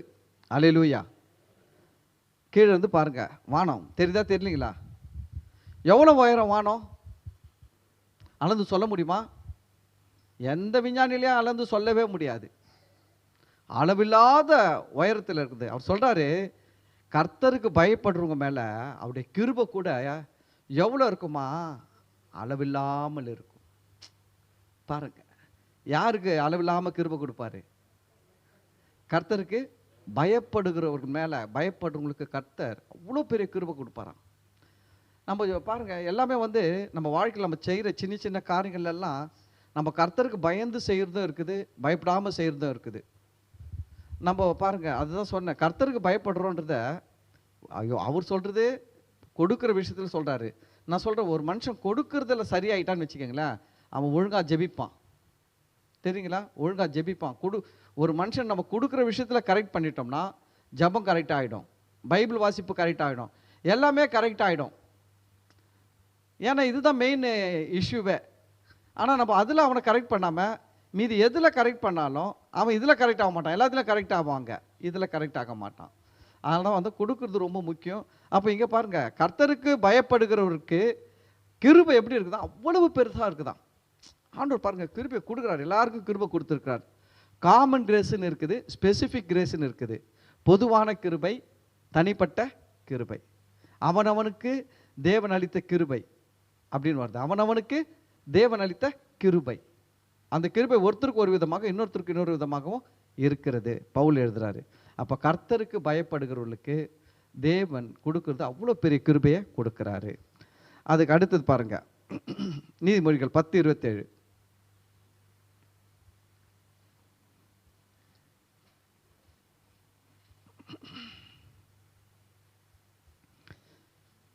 கர்த்தருக்கு பயப்படுதல் ஆயுசு நாட்களை பெருக பண்ணும், துன்மார்க்கருடைய வருஷங்களோ குறுகி போம். ஒரு மனுஷன் கர்த்தருக்கு பயந்து வாழ்ந்தா ஆயுசு நாட்கள் என்ன பண்ணுமா? பெருகும். கவனிங்க, இந்த இடத்துல பார்த்தீங்கன்னா ரொம்ப அழகாக எழுதுறாரு. கர்த்தருக்கு பயப்படுதல் ஆயுசு நாட்களை பெருக பண்ணும். கர்த்தர் சொல்ல, நீ எனக்கு பயந்த நான் பெருக பண்ணுவேன்னு சொல்லலை. இது வந்து என்னன்னு கேட்டிங்கன்னா ஒரு சிஸ்டம். இது வந்து ஒரு லா. இது என்னது? ஒரு லா, சிஸ்டம் லா சொல்லுவாங்க தெரியுங்களா? குழா திறந்தா தண்ணி வரும். எப்போ தண்ணி வரும்? டேங்கில் தண்ணி இருந்தா. அல்லேலூயா. டேங்கில் தண்ணி இல்லைன்னா நீங்கள் எத்தனை குழா திறந்தாலும் வராது, தண்ணி வராது. அது ஒரு லா. அதுபோல் தான் ஒரு மனுஷன் கர்த்தருக்கு பயந்தானா டேங்க் ஃபுல்லாகிடும், ஆயுசு நாட்கள் பெருகும். பாருங்கள், சிஸ்டம் எப்படி வச்சுக்கிறாருன்னா, உன்னுடைய ரொம்ப நாள் நல்லா நீ பூமியில் ரொம்ப நாள் வாழணும், எல்லாருக்கும் ஆசைகள் இருக்குது இல்லை, ரொம்ப நாள் வாழணும், நோய் நொடி இல்லாமல் வாழணும், நல்லா இருக்கணும், அப்படிலாம் ஆசை இருக்குது. ஆனால் அங்கே என்ன வருதுன்னா, கர்த்தருக்கு பயப்படுதல் தான் ரொம்ப முக்கியமாக வருது. கர்த்தருக்கு பயப்படுதல் ஆயுசு நாட்களை பெருக பண்ணுமா. ஆயுசு நாட்களை பெருக பண்ணோம்னா அது எப்படின்னு கேட்டிங்கன்னா, உங்கள் ஆயுசு நாட்கள் ஒரு வேளை சொல்லுவாங்க தெரியுங்களா, இவருக்கு 70 தான் முடிவு பண்ணி வச்சுருந்தாரு அப்படின்னா கூட, நீங்கள் கர்த்தருக்கு பயந்து வாழும்பொழுது அது அந்த ஆயுசு நாட்களை பெருக பண்ணும். 80 90ன்னு பெருக பண்ணுமா. எது பெருக பண்ணுமா? கர்த்தருக்கு பயப்படுதல் உங்கள் ஆயுசு நாட்கள் என்ன பண்ணுமா, பெருக பண்ணும், டெவலப் பண்ணுமா. அது நீங்கள் கர்த்தருக்கு, அதுதான் சொல்லுவாங்க கர்த்தருக்கு பயப்படுங்க. நம்ம எல்லா விதத்துலையும் அதை காட்டணும். கர்த்தருக்கு பயப்படுறது நம்ம எல்லா விதத்துலையும் காட்டணும். ஒரு சபைக்கு வரோம், சரியான நேரத்துக்கு வரணும், ஜபம் பண்ணுறோம், கண்ணை மூடி ஜபம் பண்ணணும், பாட்டு பாடுறோம், கையை தட்டி பாட்டை பாடணும், ஆராதிக்கிறோம், நல்லா என்ன பண்ணோம், தேவனை மனசில் நினச்சி கண்ணை மூடி ஆராதிக்கணும். அதெல்லாம் இப்போ ஆண்டவர் பார்க்குறாரு. இதெல்லாம் வந்து பாருங்கள், இதெல்லாம் வந்து இது வெளிப்பிரகாரமான மாம்ச பிரகாரமான பயப்படுறதை வெளிப்படுத்துகிற காரியம். ஆனால் உள்ளத்தில் அவர் வச்சிருக்கிற, அவர் பார்க்குறது வேறு ஒன்று பார்க்குறாரு. ஆனால் நம்மலாம் இதை தான் காட்டுறோம் வெளியில். நான் என்ன சொல்கிறேன், சரி இதை தான் காட்டுறோம், இதையாவது ஒழுங்காக காட்டுறோமா? இதுலேயும் குறையா இருக்கிறோம்ல. அட்லீஸ்ட் அவர் வந்து மெயினாக வேறு ஒன்று பார்த்தாரு. அவர் வந்து அளவு பார்க்கறதுக்கு வந்து எதை ஒன்று வச்சுக்கிறாருன்னு வேறு ஒன்று வச்சுக்கிறாரு. எனக்கு கர்த்தர் பயப்படுறவன்றதை நான் எதில் பார்க்குறேன் என்னன்னா, இதில் தான் பார்க்குறேன்னு வைக்கிறாரு. சரி நம்ம அதை விட்டுட்டோம், அந்த சப்ஜெக்டே விட்டோம், அதை வேறு ஓரமாக வச்சுட்டோம். நம்ம வந்து வேறு லைனில் வந்துட்டோம். கர்த்தருக்கு பயப்படுறோம்னா யார் அப்படின்னு, சரி எல்லாம் இப்போ ஒருத்தர் ஒன்று சொல்கிறோம். கர்த்தருக்கு பயப்படுறோம்னா வெள்ளை துணி போட்டு வந்தால் கர்த்தருக்கு பயப்படுருவேன். சரி. கர்த்தருக்கு பயப்படுறோம்னா நகை நெட்லாம் போடாமல் ஒப்பு கொடுத்தவங்க தான் கர்த்தருக்கு பயப்படுறோம். சரி. கர்த்தருக்கு பயப்படுறோன்னா செருப்பு போடாமல் நடக்கிறோம் தான் கர்த்தருக்கு பயப்படுருவேன். சரி. கர்த்தருக்கு பயப்படுறோன்னா அதிகாலை ஜபத்துக்கு வரவங்க தான் கர்த்தருக்கு பயப்படுறோம். சரி. இப்படி நம்ம நிறைய வச்சுருக்கிறோம் லிஸ்ட்டு. சரி, அதுலேயாவது ஒழுங்காக இருக்கிறோமா? அதுலேயாவது வாழணுமா? அதுலேயும் ஒழுங்கு இல்லை பாருங்கள். அதுதான் நான் என்ன சொல்கிறேன்னா, நான் என் லைஃப்பில் சொல்கிறேன் கேளுங்க. நான் வந்து ஆண்டவரை எப்படி வணங்குறேன் அப்படின்னா, நான் எழுந்துச்சுன்னா முதல் வேலையாக ஆண்டவருக்கு என் வாயிலேருந்து நன்றி சொல்லுவேன். நான் எழுந்துச்ச உடனே முதல்ல என்னுடைய நினைவில் யாரை தான் கொண்டு வருவேன்னா, எதுவுமே வரக்கூடாது ஆண்டவர் தான் நினைப்பேன். முதல்ல எழுந்துச்ச உடனே பரிசுத்தாண்டவரே உமக்கு ஸ்தோத்திரம், ஆண்டவரே இந்த நாளில் எனக்கு ஜீவனை கொடுத்தீங்களே ஸ்தோத்திரம் அப்படின்னு சொல்லிட்டு ஸ்தோத்திரத்தோடு தான் எழுந்திருப்பேன். அதுக்கு அடுத்து எழுந்திரிச்ச உடனே கொஞ்சம் ரீஃப்ரெஷ்லாம் பண்ணின்னு வந்து ஆண்டவர் சமூகத்தில் உட்காந்து நல்லா ஸ்தோத்திரம் பண்ணி ஜபம் பண்ணிவிட்டு அதுக்கப்புறம் தான் மற்ற வேலைகள். எனக்கு தெரியல, கர்த்தருக்கு பயப்படுதுன்னா கொடுக்குதுன்னு தெரியும், அதெல்லாம் கொடுக்குறேன். நான் கர்த்தருக்கு கொடுக்காமலாம் இல்லை, கர்த்தருக்கு கொடுக்குறேன். ஆனாலும் அதோட நான் வந்து நான் கர்த்தருக்கு கொடுக்குறேன், இஷ்டம் போல் இருக்கலான்னு இருக்கக்கூடாது. இதுலேயும் ஒரு ஒழுங்கு வேணும். ஏன்னா கவனிங்க, இதுலேயும் கொஞ்சம் ஆசீர்வாதம் இருக்குது, ஒழுங்காக இருக்கிறதுலேயும் ஆசீர்வாதம் இருக்குது. ஏன்னா ஆதியாகமம் 1வது அதிகாரம் 2வது வசனம் சொல்லுது. முதல் வசனம், ஆதியில் தேவன் வானத்தையும் பூமியும் சிருஷ்டித்தார். 2வது வசனம் சொல்லுது, பூமியானது ஒழுங்கின்மையும் வெறுமையுமாய் இருந்தது, அதாவது ஆழத்தின் மேல் இருள் இருந்தது, ஜலத்தின் மேல் ஆவியானவர் அசைவாடி கொண்டிருந்தார். அப்போ கவனிங்க, 2வது வசனம் என்ன சொல்லுது, ஒழுங்கின்மை வெறுமையாக இருந்துச்சு, இருள் இருந்துச்சு. ஃபஸ்ட்டு என்ன வந்தது, ஒழுங்கின்மை வந்திருக்குது, அதுக்கப்புறம் வெறுமை வந்துச்சு, அதுக்கப்புறம் இருள் வந்திருக்குது. அப்போ முதல்ல இந்த இருள் வெறுமையெல்லாம் வரத்துக்கு முன்னாடி முதல்ல என்ன வந்திருக்குது, ஒழுங்கின்மை, டிஸார்டர். ஆர்டராக இல்லாமல் டிஸார்டர், ஒழுங்கின்மை. அது வந்த உடனே தான் என்ன வந்துச்சு, வெறுமை இருள்லாம் வர ஆரம்பிச்சது. அப்போ நம்ம வாழ்க்கையில், கிறிஸ்துவனுடைய வாழ்க்கையில் ஒழுங்கு ரொம்ப முக்கியம். நம்ம ப்ரேயர் லைஃப்பில் ஒரு ஒழுங்கு இருக்கணும், புரியுதுங்களா? எல்லாத்துலேயும் ஒழுங்காக இருக்கணும். நம்ம ட்ரெஸ் பண்ணுறதுல ஒழுங்காக இருக்கணும், பேசுறதுல ஒழுங்காக பேசணும், எல்லாவற்றிலும் எப்படி இருக்கணும், ஒரு ஒழுங்கு இருக்கணும். நீங்கள் நல்லா ஒழுங்காக இருந்தீங்கன்னு வச்சுக்கோங்களேன், நான் சொல்கிறேன் கேளுங்க, உங்களை பார்க்குறவங்க உங்களை மதிப்பாங்க. நீங்கள் ஒழுங்காக எல்லா விதத்திலும் உடுத்துறது, பேசுறது, செய்யறதெல்லாம் ஒரு ஒழுங்கு இருந்ததுன்னா உங்களை பார்க்குறவங்கள மதிப்பாங்க. நீங்கள் படிக்கலைன்னா கவலைப்பட வேணாங்க. நீங்கள் ஆண்டவர் சொல்கிற பார்த்தீங்கன்னா, நானும் இதெல்லாம் நீங்கள் ஃபாலோ பண்ணாலுமே உங்களை பார்க்குறவங்கன்னு நினைப்பாங்க, இப்போ ஏதோ படிச்சிருப்பார் போல், அதான் இவ்வளோ ஒழுங்காக இருக்கிறாரு. படிக்காதவனா என்ன சொல்லுவாங்க, இப்போ யோசிச்சு பாருங்களேன், ஒருத்தர் ஒழுங்காக போகிறான்னு வச்சுக்கோங்களேன், படிக்கலை, ஒழுங்காக போனால் என்ன நினைப்போம், ஏதோ படிச்சிருப்பான் போல், ஒழுங்காக இருக்கிறான் அப்படின்னு நினைப்போம். பெரிய 2 டிகிரி வாங்கிட்டு ஒழுங்காக இல்லை, ஏடா கூடமாக பேசின்னு இருக்கிறான்னு வச்சுக்கோங்க, ஏடா கூடமாக சண்டை போட்டுக்கிறான், ஏடா கூடமாக நடந்துன்னுக்கிறான்னு வச்சுக்கங்களேன். இப்போ அவனை பார்த்து என்ன சொல்லுவோம் நம்ம, என்னையா ஒரு படித்த மாதிரியா செய்கிற, நீ கேட்போமா கேட்க மாட்டோமா? படிக்காத மாதிரி பண்ணிருக்கான். அப்படின்னா என்னன்னா, படிக்காதவன் தான் எப்படி இருப்பான்? ஒழுங்கு இல்லாமல் இருப்பான். படித்தவன் ஒழுங்காக இருப்பான். இல்லை, ஒரு பிரின்சிபல். அப்போ நம்ம ஒழுங்காக இருக்கிறது எவ்வளோ நல்லது பாருங்கள். ஒழுங்கு முக்கியம். நம்மளுடைய ஜப வாழ்க்கையில் ஒரு ஒழுங்கு வேணும். வேத வாசிக்கிறதுல, பைபிள் படிக்கிறது கூட ஒரு ஒழுங்கு வேணுங்க. வெறும் சங்கீதத்தையாக படிச்சுன்னு இருக்கக்கூடாது 10 வருஷமாக. சில பேர் 10 வருஷமாக படிக்கிறாங்க பைபிள், சங்கீதமே படிச்சுன்னு இருக்கிறாங்க. எப்போ பார்த்தாலும் சங்கீதம் சங்கீதம் சங்கீதம். எல்லாத்தையும் ஒழுங்காக படிக்கணும். ஒரு பைபிள் படிக்க ஆரம்பித்தோம்னா ஆதி ஆமத்தில் படிக்கணும். ஆதி ஆமத்தில் தொடங்கி ஆதி ஆமம் முடிக்கணும், யாத்திராவை முடிக்கணும், லேவியராகம் முடிக்கணும், என்னாகம் முடிக்கணும், உபாகம் முடிக்கணும், யோசுவா முடிக்கணும், நியாயாதிபதிகள் முடிக்கணும். புரியுதுங்களா? ரூத்து முடிக்கணும், 1 சாமுவேல் 2 சாமுவேல் முடிக்கணும். லைனாக வரணும், படிச்சுனே வரணும். கிளி ஜோசியம் மாதிரியும் படிக்கக்கூடாது. சில பேருக்கு ஜெபம் பண்ணுவாங்க, ஆண்டவரே இன்றைக்கி என்னோட பேசுங்க அப்படின்ட்டு டமாலு திறந்து ஏதாவது ஒன்று திறந்து அதில் ஒரு 2 அதிகாரம் படிக்கிறது. கர்த்தருக்கு சோத்திரம், கர்த்தர் பேசினார். கர்த்தர் பேசலை. பேசியிருந்தால் இப்படி பண்ணியே இருக்க மாட்டேன். நீ கர்த்தர் பேசிதான் இது மாதிரி ஒழுங்கினமான வேலையை செஞ்சே இருக்க மாட்டேன். கர்த்தரே பேசலை, உங்ககிட்ட வேற யாரோ பேசியிருக்கிறாங்க. அவன் தான் இந்த பூமியை ஒழுங்கின்மையை வெறுமையாக ஆக்கணும்னு நினச்சவன் தான் பேசியிருக்கிறான். வாழ்க்கையை ஒழுங்கின்மையாக ஆக்குவான். ஒழுங்கின்மை ஆக்கிட்டான்னா வெறுமை வந்துடும். அடுத்தது இருள் வந்துடும். இருள் அழிவு. அப்போ ஒழுங்காக இருக்கணும்ல. அப்போ பைபிள் ஒழுங்காக படிக்கணும். சர்ச்சை வரும்போது ஒழுங்காக நேரத்துக்கு வரணும். அது ரொம்ப முக்கியம். சர்ச்சை வரும், யாருக்காக வரும்? ஆண்டவருக்காக வரும். ஆண்டவர் சொல்கிறார், நீங்கள் என்ன கனம் பண்ணுறதை பற்றி பேசுகிறாரு. என்ன சொல்கிறார் தெரியுங்களா? கொடுக்குற விஷயத்தில் தான் பேசுகிறாரு. கனம் பண்ணுறதை பற்றி கூட பேசும்போது அவர் எங்கே பேசுகிறாருன்னா கொடுக்குற விஷயத்தில் தான் பேசுகிறாரு. நீங்கள் என்ன கனம் பண்ணுறீங்களா இல்லையான்றதை எப்படி பேசுகிறாரு தெரியுங்களா? நீ எனக்கு வந்து பலி செலுத்தும் போது நசல் கொண்டது, ஊனமுற்றுறது, கரடு உண்டது, இது போன ஆட்டு மாட்டெல்லாம் எடுத்துகிட்டு வந்து என்ன பண்ணுற, நீ எனக்கு பலி செலுத்துகிற. நீ அது மாதிரி ஊனமுற்றுறது எடுத்துகிட்டு போயிட்டு உன் எஜமானுக்கு பலி செலுத்திப்பார். உன் எஜமானுக்கு சமைச்சு போடுறேன்னு எடுத்துன்னு போய் நிறுத்திப்பார். எஜமான் என்ன சொல்லுவான்? யோசிச்சு பாருங்கள். கொஞ்சம் நொண்டி ஆடு ஒன்று இருக்குது. அந்த நொண்டி நடக்கிற ஆடு எடுத்துன்னு வந்து பலி செலுத்திட்டு போயிடுறான். நைஸாக ஆசாரியனை கரெக்ட் பண்ணிவிட்டு அந்த நொண்டி ஆடெல்லாம் பலி செலுத்திட்டு போயிட்டான். இப்போ ஆண்டவருக்கு கோபம் வந்துச்சு. சொல்கிறாரு, அங்கே தான் தொடங்குறாரு. மாடு தன் எஜமானையும் கழுதை தன் முன்னனையும் அறியும், ஆனால் என் ஜனங்களோ அறிவில்லாமல் இருக்கிறார்கள். அங்கே தான் தொடங்குறாரு. என்னை கனம் பண்ண மாட்டேன்றாங்க. அங்கே தான் தொடங்குறாரு. அப்படி தொடங்கி பேசும்போது தான் அவர் சொல்கிறாரு, என்ன சொல்கிறாரு? ஊனமுற்றதை நீ வந்து எனக்கு பலி செலுத்திட்டு போகிற. ஏன்னா நான் பரலோகத்துலேருந்து உன்னை என்ன பண்ணுறது இல்லை, கேட்குறது இல்லைன்னு சொல்லிட்டு ஆசாரியனை கரெக்ட் பண்ணிவிட்டு பலி செலுத்திட்டு போயிடுறேன். உன் ஓனர்கிட்ட எடுத்துன்னு போயிட்டு இன்னைக்கு ஒரு விருந்து பண்ணுறேன் ஐயா, உங்களுக்கு எந்த ஆடு வெட்ட போகிறேன், இந்த நொண்டி ஆடு தான் வெட்ட போகிறேன்னு சொல்லிப்பார். உன் ஓனர் பிரியமாக இருப்பாடா? காஞ்சி கருவாடு மாதிரி இருக்குது, பீஸே இல்லை, எலும்பு தோலமாக இருக்குது. இந்த ஆடை தான் வெட்டி இன்னைக்கு உங்களுக்கு என்ன பண்ண போகிறேன், விருந்து பண்ண போகிறேன்னா ஓனர் என்ன சொல்லுவான்?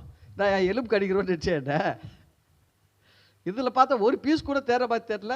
இதே இடத்துல வந்து எனக்கு என்ன பண்ணுறேன்ற சொல்லுவாரா சொல்ல மாட்டாங்களா? ஓனருங்க கேட்பாங்க இல்லை? அப்போ அதை தான் சொல்கிறாரு, நீ என்னை கனம் பண்ணால் நல்லதாக போடு. நான் சொல்கிறேன் பாருங்கள், காணிக்க போகிறதுக்குள்ள கிழிஞ்ச நோட்டு செல்லாத நோட்டெல்லாம் எடுத்துகிட்டு வந்து தட்டி விட்டு போகக்கூடாது காணிக்க பெட்டில். நீங்கள் அப்படி போகிறத விட போடாமலே இருக்கலாம், அது உங்களுக்கு ஆசீர்வாதம். கொடுத்து கெட்ட பேர் வாங்க வேண்டாம். நான் சொல்கிறேன் உங்களுக்கு ஒரு ஆலோசனை. கிழிஞ்ச நோட்டு, இந்த ரத்த கரை படிஞ்ச நோட்டு, எரிஞ்ச நோட்டு, இது சப்ஜெக்ட் அவங்ககிட்ட கொடுத்தாங்க நிறைய பேசுவாங்க. அந்த டிபார்ட்மெண்ட் அவங்க பார்க்குறாங்க, அவங்களுக்கு தெரியும், சொல்லுவாங்க. நானே யோசிப்பேன், மக்கள் வந்து எதுக்கு காணிக்கை போடுறாங்க? நம்ம யோசிச்சு பாருங்க, காணிக்கை எதுக்கு வாங்குறோங்க? கர்த்தரை கனம் பண்ணுவதற்கு அடையாளமாக தான் என்ன பண்ணுறோம்? காணிக்கை போடுறோம்.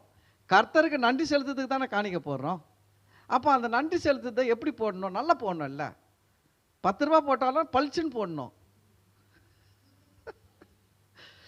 நீங்கள் 10 ரூபா போடுறீங்களா 20 ரூபா போடுறீங்களா பார்க்கல. ஆண்டவர் பார்க்குறாரு. ஆண்டவர் கேட்க மாட்டாரா? உன் சுருக்கு பையில் எத்தனை 10 ரூபா இருந்துச்சு, நீ செல்லாத 10 ரூபா எடுக்கிறத பார்க்குறாரா பார்க்கலையா? நல்ல புது 10 ரூபா உள்ளே தள்ளி விட்டுட்டு செல்லாத 10 ரூபாவை தேடி எடுத்து, ஏன்னா இதை கண்டக்டரும் வாங்க மாட்டேன்றான், டீ கடைக்காரரும் வாங்க மாட்டேன்றான், பால் கடைக்காரன் வாங்க மாட்டேன்றான், எவனுமே இந்த 10 ரூபா வாங்க மாட்டேன்றான். இதை எங்கே போட்டுடலாம்? ஊனமுட்டது நசல் கொண்டதெல்லாம் எங்கே பலி செலுத்துகிற மாதிரி எடுத்துகிட்டு இங்கே தட்டி விட்டு போயிடுற. ஆனால் கர்த்தர் இதை பார்த்து அவர் சும்மா இல்லையா, அவர் பல்கியால் கேட்குறாரு, நீ எடுத்துகிட்டு வந்து உன் ஓனருக்கு கொடுத்துப்பாரு, எலும்பு தோலமாக இருக்கிற ஆட்டை வந்து ஓனர்கிட்ட காட்டு, இதுதான் இன்னைக்கு மதியானம் விருந்துக்கு உனக்குன்னு சொல்லிப்பாரு. ஓனர் என்ன சொல்லுவான்? யோ நல்ல நல்ல ஆடை வச்சு நீ தான் வெட்டுற, ஒன்றை வெட்ட வேணாம், நீயே வச்சுக்கோ, நாளிலேருந்து வேலைக்கோ வராத சொல்லிட்டு போவானா போக மாட்டானா? சொல்லுவான். என்னை கூப்பிட்டு அசிங்கப்படுத்துறியா? கேட்பானா கேட்க மாட்டானா? நான் என்ன எனக்குன்னா இல்லையா? எனக்கு எவ்வளோ இருக்குது. நான் நினச்சேன்னா இது மாதிரி 4 ஆடு வெட்டி சாப்பிடுவோம், அந்தளவுக்கு இருக்குது. எனக்கு விருந்துக்கு கூப்பிட்டு இது மாதிரி நொண்டியாக இருக்குது, எலும்பு தோலுமாக இருக்கிற ஆட்டை வெட்டி போடுற, உன்னை என்ன பண்ணுறது? கேட்பானா கேட்க மாட்டான். அப்போ அவர் சொல்கிறாரு, ஒரு ஓனரே இதை எடுத்துக்க மாட்டான், மனுஷனே இதை எடுத்துக்க மாட்டான்னா நான் கடவுள்யா? நீ எனக்கு எப்படி கொடுக்கணும்? 10 ரூபா கொடுக்குறியா, 20 ரூபா கொடுக்குறியா, 100 ரூபா கொடுக்குறான்னு முக்கம் இல்லை, செல்ற நோட்டாக கொடு. செல்லாத நோட்டு, கிழிஞ்ச நோட்டு, அந்த நோட்டை பார்த்தா பார்த்தீங்கன்னா எல்லாமே தெரியும். இந்த பக்கத்தில் இருந்து அந்த பக்கம் பார்த்தோமா அந்த பக்கம் என்னென்ன இருந்து எல்லாமே தெரியும். அவ்வளோ ஓட்டைகளாக இருக்கும், நெருப்பில் வெந்து போன நோட்டெலாம் இருக்கும். யார் போடுறாங்க தான் எனக்கு கண்டுபிடிக்க தெரியல. கர்த்தர் அதை தீர்க்க தரிசனம் வர கொடுத்தான்னு வச்சுக்கோங்க. கர்த்தர் இதுக்காக கொடுக்குறோம். எனக்கு ஒரு நோட்டை பார்க்கும் போதே தெரிஞ்சுட்டோம் இந்த நோட்டை இன்னார் போட்டாங்கன்ட்டு. உடனே ஃபோன் பண்ணிடுவேன், ஃபோன் பண்ணி வீட்டுக்கு வர வச்சிருவேன். உங்களுக்கு ஒரு கிஃப்ட் கொடுக்கணுன்னு இருக்கிறேன், வர வச்சு இந்த நோட்டையே பெரிய கிஃப்டாக வச்சு கையில் குத்து அனுப்பிடுவேன். எப்படி இருக்க பாருங்க, என்ன நினச்சி போய் பிரிப்பாங்க, ஏதோ பாஸ்டர் பெரிய கிஃப்ட் குத்துக்கிறாரு, பிரித்து உள்ள பார்த்தா என்ன இருக்கும்? நீ எதை விதைத்தாயோ அதே அறுப்பாய்.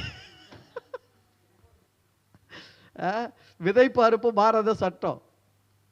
அது போல் எனக்கு ரொம்ப வருத்தமாக தான் இருக்கும். நான் இதெல்லாம் பாருங்க, நல்ல காலம் காலையில் பேசல, ஈவினிங்கில் பேசுகிறேன், சந்தோஷப்படுங்க. காலையில் பேசினா நிறைய பேர் முகலாம் மாறிடும். ஏன்னா அது மாதிரி நோட்டு போட்டுக்கலாம் உட்காந்து இருப்பாங்க.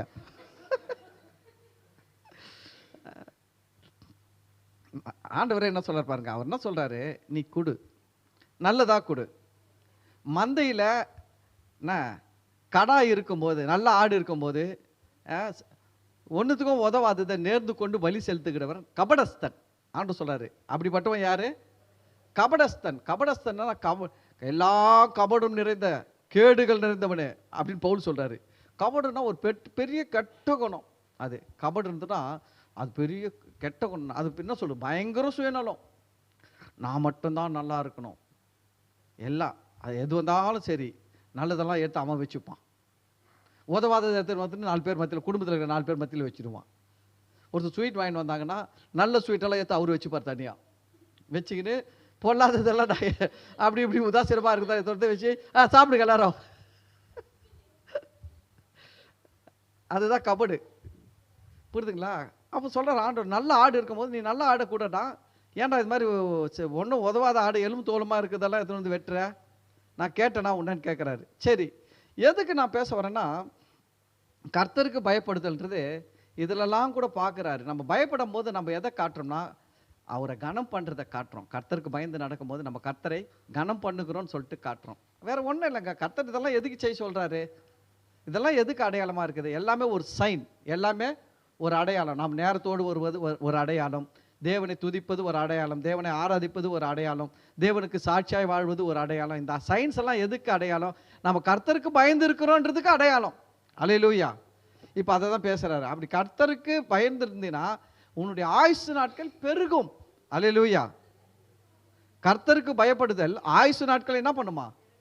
பெருக பண்ணா. அவங்க வந்து ஆண்டவரே வரல, இந்த லைனில் யாரே வரல, தேவனும் வரல. ஆண்டவர் சொல்ல குறுக்க நின்று நீ எனக்கு பயந்தா நான் ஆயுசு நாட்களை பெருக பண்ணுவேன் அப்படியே சொல்லல. அதுவே சொல்லு வசனம் வச்சு அவர் சொல்கிறார், யோ நீ கர்த்தருக்கு பயந்தாலுமே ரொம்ப நாள் உயிரோடு இருப்ப போயா அப்படின்ற மாதிரி பேசுகிறாரு.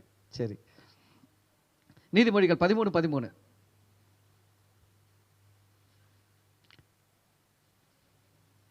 நீதிமொழிகள் 13:13.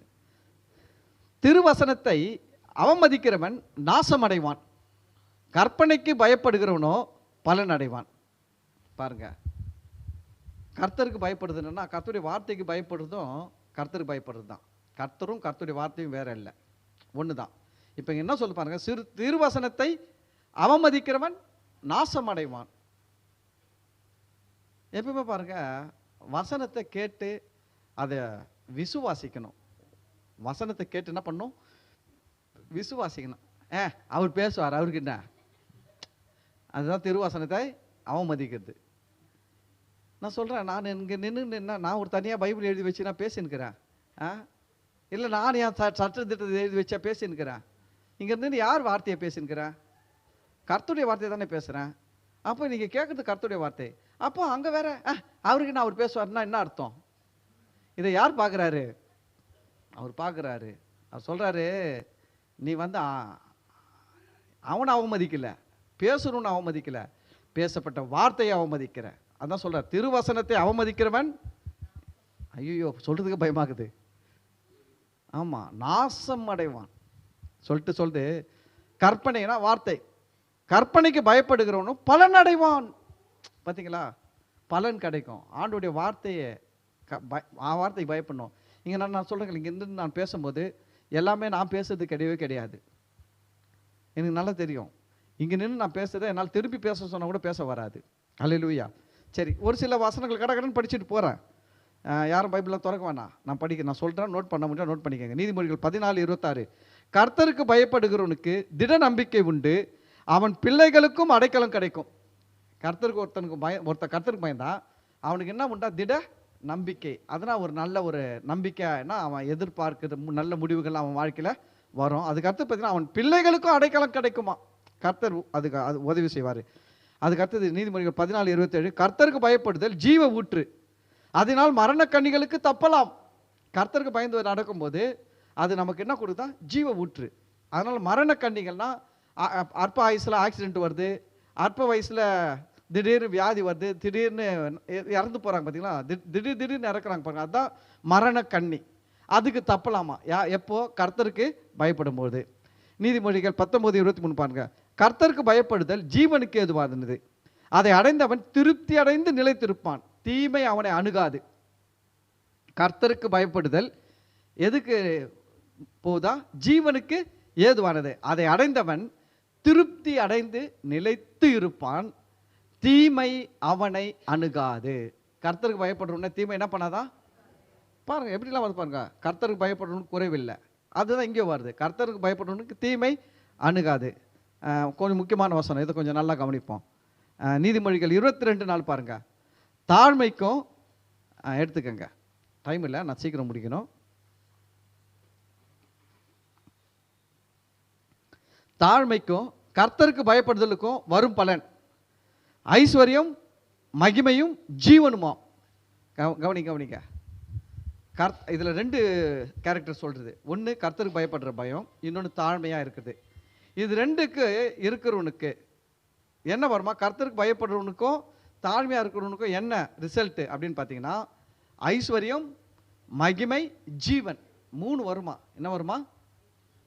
ஐஸ்வர்யம், மகிமை, ஜீவன். மகிமைன்றனா 4 பேர் மத்தியில் ஒரு கௌரவமாக வாழ்கிற வாழ்க்கை தான் மகிமை, க்ளோரி. அவங்கள சொல்லுவாங்க தெரியுமா, அவனுக்கு என்னப்பா, அவன் லைஃப் சூப்பராக போயின்னுக்குதுப்பா, அதுதான் மகிமை. சொல்லுவாங்க தெரியுமா, அவனுக்கு என்ன குறை, அவனுக்கு வந்த வாழ்வு அப்படின்னு வாங்க பாருங்க, அதுதான் மகிமை. அந்த மகிமையான ஒரு வாழ்வு. ஜீவன் அழிவில்லாதது, ஜீவன்றது அழிவில்லாதது. இதெல்லாம் வந்து வருமா. சரி, இப்போ பாருங்க, உபாகமம் 14:22 வாங்க. உபாகமம் 14:22 2 வசனம் வாசித்து முடிச்சிடுறேன், கொஞ்சம் குயிக்காக வாங்க. 14:22-23. கர்த்தருக்கு பயப்படுதல், கர்த்தர் பயப்படுதல் நம்ம நிறைய வச்சிருக்கிறோம். அவர் எதை வச்சிருக்கிறத இப்போ படிக்க போகிறோம். எடுத்துட்டீங்களா? பார்க்கலாமா? நீ உன் தேவனாகிய கர்த்தருக்கு எப்பொழுதும் பயந்திருக்க பழகும்படிக்கு. ஹலோ, என்ன சொல்ற பாருங்க. நீ உன் தேவனாகிய கர்த்தருக்கு எப்பொழுதும் பயந்திருக்க பழகும்படிக்கு என்ன பண்ணணும்னு சொல்றாரு. வருஷந்தோறும் நீ விதைக்கிற விதைப்பினாலே வயலில் விளையும் எல்லா பலனிலும் தசம பாகத்தை பிரித்து உன் தேவனாகிய கர்த்தர் தமது நாமம் விளங்கும்படி தெரிந்து கொள்ளும் ஸ்தானத்திலே உன் தானியத்திலும் உன் திராட்சரசத்திலும் உன் எண்ணெயிலும் தசம பாகத்தையும் உன் ஆடு மாடுகளின் தலையீட்டுகளையும் அவருடைய சந்நிதியில் புசிப்பாயாக. என்ன சொல்றாரு பார்த்தீங்களா? கொடுக்கறத பற்றி பேசுறாரு. கர்த்தருக்கு பயப்படுறதுல எப்பொழுதும் பயந்திருக்க பழகும்படிக்கு என்ன பண்ண சொல்றாரு? கொடுக்கறதுல தான் பார்க்குறாரு ஆண்டவர். பாருங்க, இன்னொன்று கூட படிக்கிறேன். ஆதியாகமம் 22வது அதிகாரம் 12வது வசனம் பாருங்க. ஆபிரகாம் கிட்ட சொன்னார் ஈசாக்கை பலியிடணும்னு சொல்லிட்டு. ஆபிரகாம் என்ன பண்ணுறாரு? ஈசாக்கை எடுத்துகிட்டு வந்து பலிபீடத்தின் மேலே வச்சுட்டாரு. வச்சுட்டு கத்தி எடுத்துக்கினாரு, எடுத்து வெட்ட போறாரு. அப்பொழுது அவர் கர்த்தர் பேசுறாரு, கத்தி எடுத்து வெட்ட போறாரு ஆபிரகாம் ஈசாக்கை பலியாக்க. அப்பொழுது அவர், பிள்ளையாண்டான் மேல் உன் கையை போடாதே, அவனுக்கு ஒன்றும் செய்யாதே, நீ அவனை உன் புத்திரன் என்றும் உன் ஏக சுதன் என்றும் பாராமல் எனக்காக ஒப்பு கொடுத்த படியினால் நீ தேவனுக்கு பயப்படுகிறவன் என்று இப்பொழுது அறிந்திருக்கிறேன் என்றார். கொடுத்தபடியினால எதை கொடுத்த? பிள்ளையே கொடுத்துட்டையா, நீ எனக்கு பயப்படுறன்னு தெரிஞ்சிச்சு எனக்கு. அப்போ பாருங்க, கர்த்தர் வந்து எங்கே ஒரு மனுஷனுடைய பயப்படுற பயத்தை அளந்து பார்க்குறாருன்னா கொடுக்குற விஷயத்தில் தான். பாருங்க, ஆனால் நான் பொதுவாக சொல்கிறேன், மக்கள் பாருங்கள், இந்த கொடுக்குறதுல பிசாசும் விளாடுறான், கொஞ்சம் மக்களுக்கும் மனசு இல்லை, அதனால் நல்லா கேட்ச் பண்ணிடுறான். மக்களுக்கு ஃபஸ்ட்டு கொடுக்க மனசு இல்லை, ஆனால் பிசாசு என்ன பண்ணுறான்னா, இந்த பாஷங்களாம் அப்படி தான், எப்போ பார்த்தாலும் கொடுன்னு பேசி வாங்கி அவன் காரில் போகிறான், நீ பாரு அன்றைக்கும் சைக்கிளில் தான் போனேன், இன்றைக்கும் சைக்கிளில் தான் போயிடுக்கிற. எப்படி பிசாசு வளர்றான் பாருங்க. நான் சொல்கிறேன், இதை எழுதி வச்ச கர்த்தருக்கு தெரியாதா பாஷங்க காரில் போவாங்கன்ட்டு? அவருக்கு தெரியாதா? சொல்லுங்க, தெரியும். ஆனால் அவர் என்ன சொல்கிறாருன்னா, உங்ககிட்ட எது கேட்குறாருன்னா, அவர் ஒன்றா மூட்டை முடிச்சு எங்கன்னா பார்சலுக்குன்னா அவர் என்ன ஞாயிற்றுக்கிழமை சர்வீஸ் முடிஞ்சவொடனே திங்கக்கிழமை எல்லாருக்கும் வீட்டுக்கு ஒரு காப்ரியல் தூதர் அனுப்ப போகிறாரு. இந்த காப்ரியல் தூதர் அனுப்பி நேற்று கலெக்ட் பண்ணதெல்லாம் மூட்டை முடிச்சை கட்டி அனுப்பு பரலோகத்துக்கு, எனக்கு அங்கே ரொம்ப குறைவாக இருக்குது, விலைவாசியெல்லாம் ஏறி இருக்குது. அவரை வாங்கிட்டு போகிறாரு. அவர் ஒன்றும் வாங்கிக்கலைங்க. அவர் தெரியும் நீங்கள் கொடுத்தா அதுங்க ஆசாரியன் தான் அனுபவிக்க போகிறான்ட்டு, பாஸ்டருங்க தான் அனுபவிக்க போகிறான்னு தெரியும். இருந்தாலும் அவர் ஏன் கொடுக்க சொல்கிறாருன்னா, அதில் தான் அவர் பார்க்குறாரு. அதில் தான் அவர் வந்து அவருக்கு பயப்படுற பயம் எவ்வளோ இருக்குதுன்றது எங்கே பார்க்குறாரு? கொடுக்குற விஷயத்தில் தாங்க பார்க்குறாரு. அங்கே தான் செக் பண்ணுறாரு. அவர் வச்சுருக்கிறாரு, நான் என்னங்க பண்ண முடியும்? நான் இருக்கிறத தானேங்க படித்து காட்டுறேன். நான் தனியாக பைபிள் எழுதி வச்சுக்கிறேன்னா சொல்லுங்கள். என்ன ஒன்று கொஞ்சம் தேடி கண்டுபிடிச்சி எடுத்து படித்து காட்டுறேன்.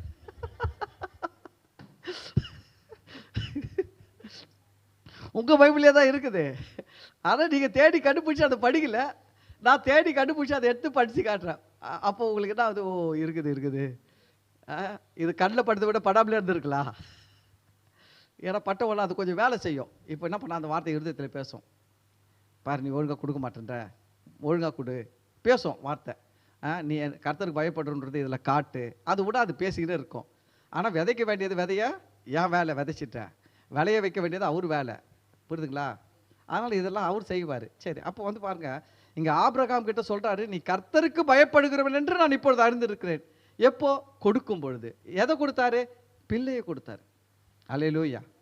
யோசிச்சு கொடுப்பாருங்க, பணத்தை விட ஆபிரகாமுக்கு பிள்ளை பெருசு. அந்த கர்த்தர் பிள்ளையை கேட்டார். இப்போ ஆபிரகாம் கிட்ட கேட்டிருந்தான்னு வச்சுக்கோங்க ஆண்டவர், ஆபிரகாம் $3000, அவர் சொல்றாரு $5000 கொடுக்குற வச்சுக்கோ. ஏன்னா ஆபிரகாம் கிட்ட நிறைய இருக்குது. அதனால் அவர் எங்கே செக் வச்சார் கொடுக்குற விஷயத்தில்? பிள்ளை எடுத்துமா கொடுப்பியான்னு கேட்டார். ஆபிரகாம் பாருங்க, நான் பிள்ளையை அப்போ தான் சொல்கிறேன், நீ கொடுக்குறபடினால் நீ எனக்கு பயப்படுகிறேன் என்று அறிந்திருக்கிறேன். அப்போ கர்த்தர் நம்மை எங்கே பார்க்குறாருன்னா கொடுக்குற விஷயத்தில் பார்க்குறாரு. வெறும் கொடுக்குறதுல மட்டும் நம்ம, சில பேர் வந்து கொடுப்பாங்க, ஒழுங்கு இல்லாமல் இருப்பாங்க. ரெண்டும் முக்கியம், கொடுக்கவும் வேணும், ஒழுங்கும் முக்கியம். அல்லேலூயா. சில பேர் வந்து ஒழுங்காக இருப்பான், கொடுக்கவே மாட்டான், அதுவும் தப்பு. ரெண்டுமே பேலன்ஸாக இருக்கணும். ஆமென். கர்த்தர் உங்களை ஆஸ்வதிப்பார். God bless you. நாம் எல்லாரும் எழுந்து நிற்போம்.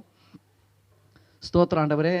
இந்த வார்த்தைகளை நேரிலையும் ஆன்லைன்லையும் கேட்ட ஒவ்வொரு பிள்ளைகளுக்காக ஜெபிக்கிறேன் ஆண்டவரே. இந்த வார்த்தைகளை கேட்ட ஒவ்வொரு பிள்ளைகள் அப்பா கர்த்தருக்கு பயப்படுகிற பயத்தில் இன்னும் அதிகமாய் விருத்தி அடையட்டும், இன்னும் அதிகமாய் பழகட்டும் ஆண்டவரே. உமக்கு பயப்படும் பொழுது அது ஜீவனை கொடுக்கிறது, குறைவில்லை, நன்றாக இருப்பார்கள், ஆயுசு நாட்களை பெருக பண்ணுகிறது, நிறைய காரியம் பார்த்தோம். உமக்கு பயப்படும் பொழுது அது ஐஸ்வர்யம், மகிமை, கனத்தை, ஜீவனை கொடுக்கிறதுன்னு பார்த்துருக்குறோம் ஆண்டவரே. எல்லாமே ஆண்டவரே பொருளாதாரத்தோடு தொடர்புடையதாக இருக்கிறது ஆண்டவரே. உமக்கு பயப்படும் போது ஒரு மனுஷன் இந்த பூமியில் சுகத்தில் பொருளாதாரத்தில் நன்றாக இருக்க முடியும் என்பதை நாங்கள் பார்த்தோம் ஆண்டவரே. எங்களை ஒப்பு கொடுக்குறோம் ஆண்டவரே. முதலாவது ஆண்டவரே எங்களை ஒப்பு கொடுக்குறோம், எங்களுடைய ஆத்துமாவை நாங்கள் ஒப்பு கொடுக்குறோம் ஆண்டவரே. எங்களுக்கு கிருபையாக உதவி செய்யுங்க. நாங்கள் உமக்கு பயப்படுகிற பயத்தில் இன்னும் அதிகமாய் விருத்தி அடையணும். இங்கே இருக்கிற ஒவ்வொருத்தரும் ஆண்டவரே உமக்கு பயப்படுகிற பயத்தில் விருத்தி அடையணும் ஆண்டவரே. மனுஷர்கள் மத்தியில் பயப்படுற மாதிரி செயல்படக்கூடாது, உண்மையாக பயந்து நடக்கணும். தனிப்பட்ட முறையில் ஆண்டவரே அவங்களுடைய உள்ளத்தில் அவர்கள் கர்த்தருக்கு பயந்து நடக்கிறதுல வளர உதவி செய்யுங்க. இந்த வார்த்தைகளை கேட்ட ஒவ்வொரு பிள்ளைகளையும் ஆசீர்வதிங்க. இந்த வாரம் முழுவதும் நன்மையும் கிருபையும் இவர்களை தொடரட்டும். விசேஷமாக ஆன்லைனில் கேட்குறவங்கள கூட கர்த்தர் ஆசீர்வதிங்க ஆண்டவரே. அவங்க போகிற சபைகளில் அவங்க ஆண்டவரே உமக்கு கனம் பண்ண, உமக்கு பயப்படுகிற பயத்தில் பழகும்படிக்கு அதில் அவங்க போகிற சபைக்கு கொடுக்க கர்த்தர் அவங்க உள்ளத்தில் பேசுங்கப்பா. தொடர்ந்து ஆண்டவரே நீங்கள் மட்டுமே மகிமைப்படுங்க. அப்பா எங்களை தாழ்த்துக்கிறோம், உங்கள் பரிசுத்த கருத்தில் ஒப்புக் கொடுக்கிறோம். இந்த ஆராதனை மூலம் வருகிற மகிமைகளை உமக்கு செலுத்துகிறோம். ஆண்டவராகிய இயேசு கிறிஸ்து நாமத்தில் ஜெபிக்கிறோம், நன்றி செலுத்துகிறோம் நல்ல பிதாவே, ஆமேன். என் ஆத்துமாவே கர்த்தரை ஸ்தோத்தரி, என் முழுவலுமே அவர் பரிசுத்த நாமத்தை ஸ்தோத்தரி. என் ஆத்துமாவே கர்த்தரை ஸ்தோத்தரி, கர்த்தர் செய்த சகல உபகாரங்களை மறவாதே, ஆமேன். பிதாவாகிய தேவனுடைய அன்பும் கர்த்தராகிய இயேசு கிறிஸ்துவின் கிருபையும் பரிசுத்த ஆவியினுடைய அந்யோன்யமும் ஐக்கியமும் ஆசீர்வாதமும் வழிநடத்துதலும் இப்பொழுதும் ஆண்டவராகிய இயேசு கிறிஸ்துவின் வருகை வரையிலும் நம் அனைவரோடு கூட இருப்பதாக, ஆமேன். அல்லேலூயா. God bless you. கர்த்தர் உங்களை ஆசீர்வதிப்பார்.